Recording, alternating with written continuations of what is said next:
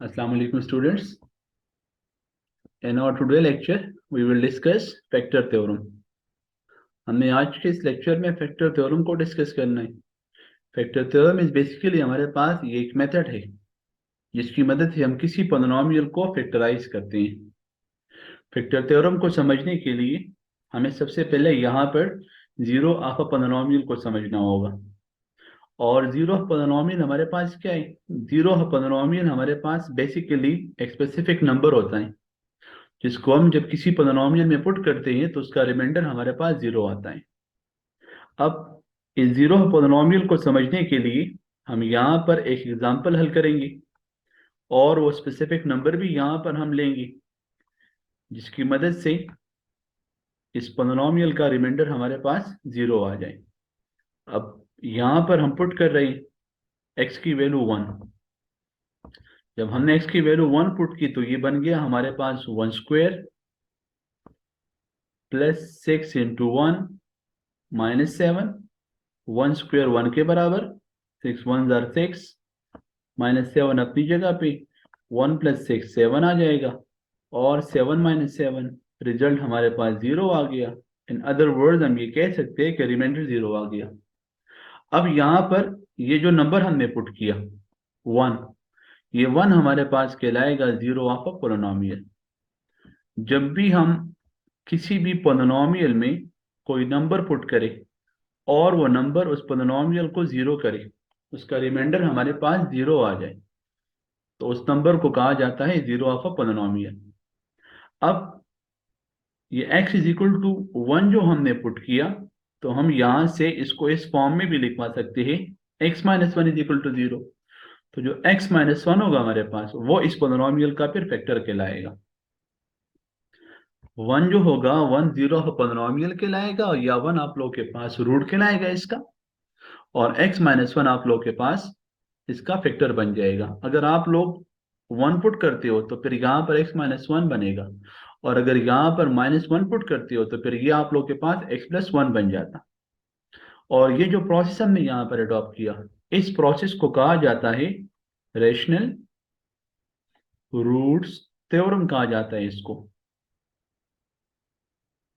या इसको rational roots test भी कहा जाता है, जिसकी मदद से हम ये फाइंड आउट करते हैं कि उस पॉलिनॉमियल के ये रूट्स है या नहीं है, क्या ये इसका फैक्टर है या फैक्टर नहीं है। और फैक्टर थ्योरम हमारे पास बेसिकली ये रिलेटेड है रिमाइंडर थ्योरम के साथ, क्योंकि वहां पर हमने ये बात की हुई थी कि जब हम किसी पॉलिनॉमियल को किसी लीनियर फैक्टर पे डिवाइड करते हैं, किसी लीनियर पॉलिनॉमियल पे डिवाइड करते हैं, तो यहाँ पर कोशंट आ जाएगा और आखिर में हमारे पास रिमाइंडर आ जाएगा। तो ये बन जाएगा हमारे पास P of x is equal to divisor multiply by quotient n plus remainder हमारे पास बन जाएगा ये। अब यहाँ पर आप लोग देख सकते हो कि जब हम इसी डिवाइजर को पुट करते हैं कि x minus a is equal to zero, तो ये बन जाएगा आप लोग के पास x is equal to a बन जाएगा। तो ये बनेगा हमारे पास p of a is equal to a minus a into q of a plus r. So p of a is equal to, ये पूरा टर्म जीरो हो जाए क्योंकि ये कैंसिल हो गया, हमारे पास r रह गया। ऐसे भी लिखवा सकते हैं और ऐसे भी लिखवा सकते हैं कि जब आप लोग उसी पॉलिनॉमियल में स्पेसिफिक नंबर को पुट करते हो और पुट करने के बाद आप लोग के पास आखिर में आर या बचेगा, रिमाइंडर ही आप लोग के पास आएगा।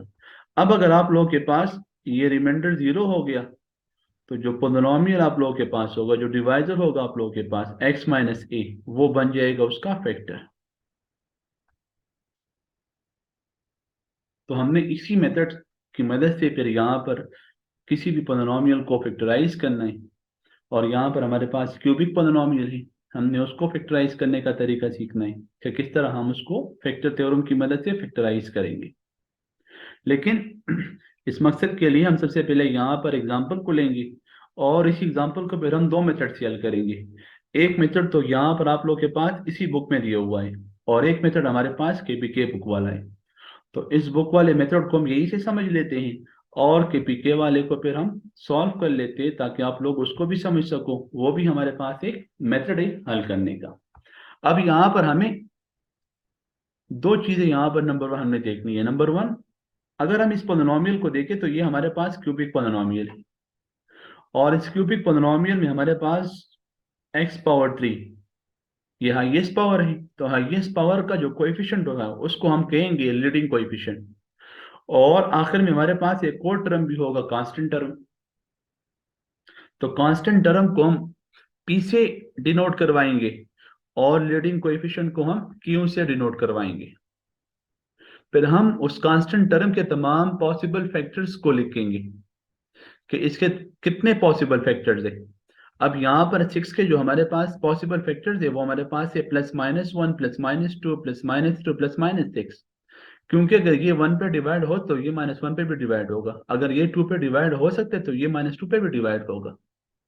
और जो लीडिंग कोएफिशिएंट है हमारे पास यहाँ पर, वो यहाँ पर 1 है, तो 1 हमारे पास +1 और -1 दोनों पे डिवाइड हो सकता है। अब हमारे पास जो इसके एक्सपेक्टेड जीरोस बन जाएंगे, हमारे पास जो इसके रूट्स होंगे हमारे पास, वो आप लोग के पास P of x is equal to 0 form ही बनेंगे आप लोग के पास। Basically P of x is equal to 0 mean कि आप यहाँ पर इन्हीं फैक्टर में से जब नंबर पुट करोगे तो रिमाइंडर आप लोग के पास 0 आएगा, वो नंबर आप लोग के पास 0 ऑफ द पोलिनोमियल बन जाएगा उसका। तो जब हम इसके फैक्टर लिखेंगे तो वो पी और क्यू फॉर्म में आएंगे, क्योंकि मैं आप लोग को बता चुका हूँ कि ये जो मेथड हम यहाँ पर अडॉप्ट करवा रहे हैं फैक्टर थ्योरम की मदद से, इस मेथड को कहा जाता है रेशनल रूट थ्योरम, इसको कहा जाता है, या इसको कहा जाता है रेशनल रूट टेस्ट। इसकी मदद से ही हम ये फाइंड आउट करते हैं कि ये फैक्टर है या ये फैक्टर नहीं है। अब number one, +-1 +-2 +-3 +-6 P divide by Q. क्योंकि आप लोग के पास जो वैल्यू थी वो तो +-1 थी, तो अगर यहाँ पर डिनोमिनेटर में हम 1 लिख के भी तो कुछ फर्क नहीं पड़ेगा। अब दूसरी चीज यहाँ पर आप लोगों ने जो समझनी है वो ये है हमारे पास कि आप लोग यहाँ पर कोशिश करो कि आप लोग उन्हीं नंबर्स को पुट करो जो इसको 0 करे, आप लोग के पास रिमाइंडर 0 आ जाए, वो नंबर उसका 0 ऑफ द पॉलिनोमियल बन जाए। अब यहाँ पर देखिए 1 पुट किया तो रिमाइंडर 0 नहीं आया, तो ये आप लोग के पास 0 ऑफ द पॉलिनोमियल नहीं है इसका। -1 पुट किया तो रिजल्ट 0 आ गया। फिर यहाँ पर देखिए 2 पुट किया, 0 आ गया रिजल्ट। इट मीन दे 2 आप लोग के पास इसका 0 ऑफ द पोलिनोमियल बन गया, 2 आप लोग के पास इसका रूट बन गया, तो x-2 इसका फैक्टर बन जाएगा। 3 पुट किया तो भी रिजल्ट हमारे पास 0 आ गया, तो 3 आप लोग के पास इसी पोलिनोमियल का बन गया 0 ऑफ द पोलिनोमियल, और x-3 आप लोग के पास इसका बन जाएगा फैक्टर।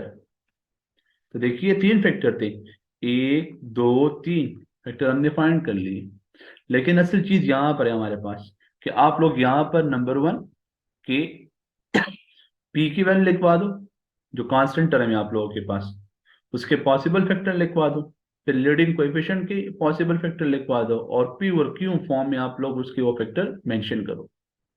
तो ये हमारे पास यहाँ पर इस बुक में जो मेथड दिया हुआ है ये हमारे पास, और जिसकी मदद से हमने इसी को फैक्टराइज कर लिया, ये हमारे पास उसके 3 फैक्टर आ गए। अब इसी सवाल को अब यहाँ पर मैं आप लोग के लिए हल कर रहा हूँ एक और मेथड से, और इसकी मदद से भी हम इसके फैक्टर फाइंड करेंगे। सो नाउ आ जाते हैं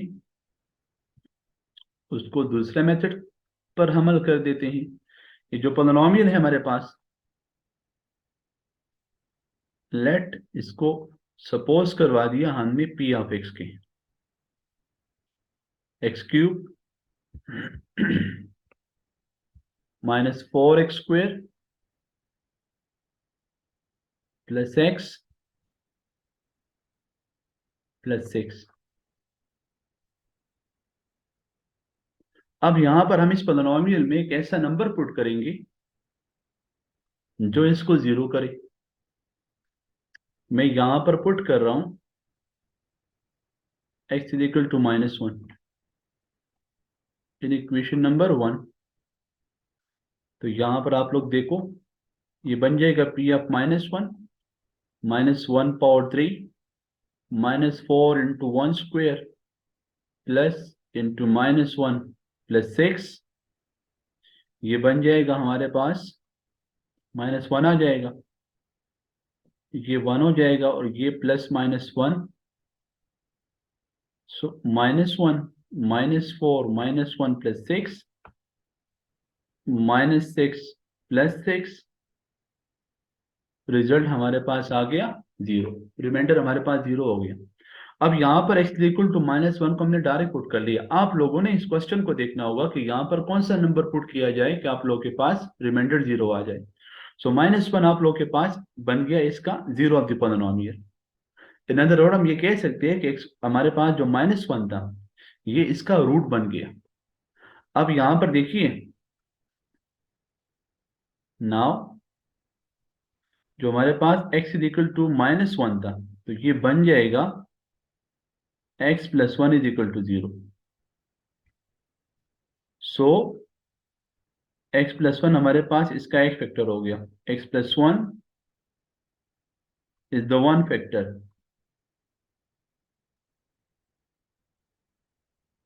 of p of x. To find other two factors, we divide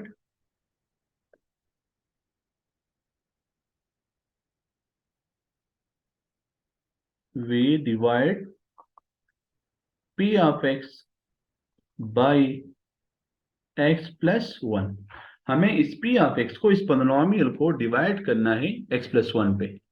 तो यहां पर देखिए,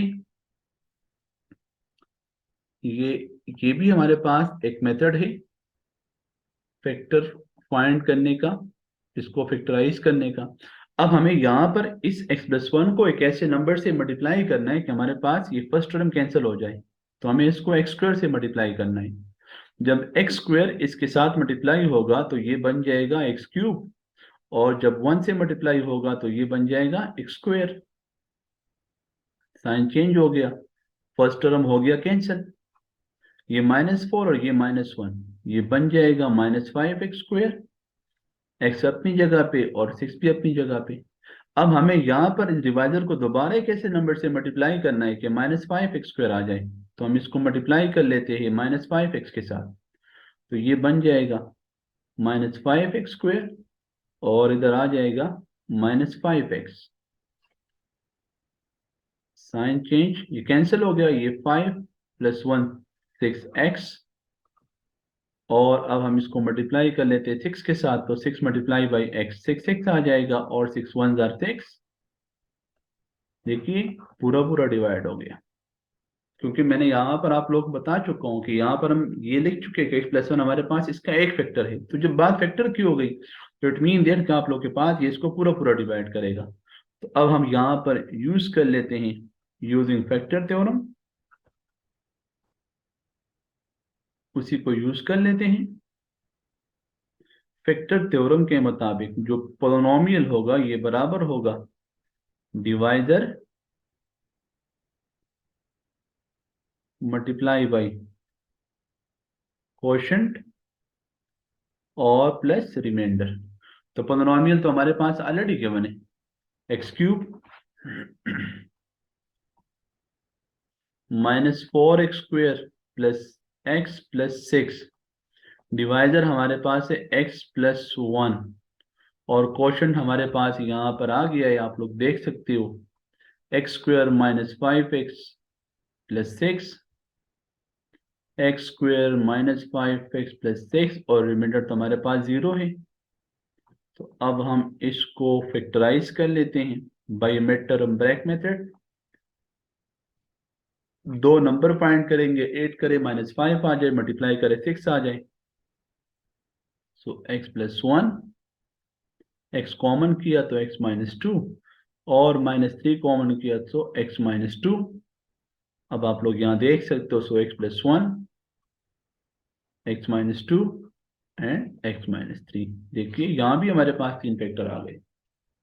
अब यहाँ पर आप लोग इसको इसके साथ भी देखो, so you will see it. आप लोग यहाँ देख सकते हो, look at x + 1, x - 2, x - 3। तो यहाँ भी हमने यहाँ पर 3 फैक्टर फाइंड कर लिए थे, लेकिन ये मेथड हमारे पास, ये भी एक मेथड था, और इस मेथड की मदद से भी हम यहाँ पर फाइंड आउट करते तमाम के तमाम फैक्टर्स।